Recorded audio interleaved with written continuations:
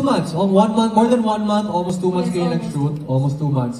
Ano yung siguro yung naging, how do I put it?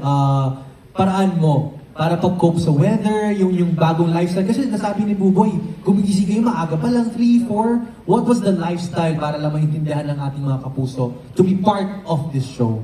Actually, ano to ba stick ko eh? Sorry. Buhoy.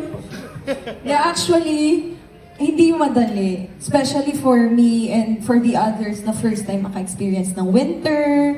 Especially nung dinala kami dun sa place na negative 22, right? Yun yung pinakamalamig, negative 22. Yes. Wow. Alam mo, pag ganun, hindi mo na talaga alam paano magko-cope eh. As in, ilang layers na kami tumatagos pa rin talaga. Kahit anong pagpe-prepare ko bago kami umalis, hindi din talaga nag-work.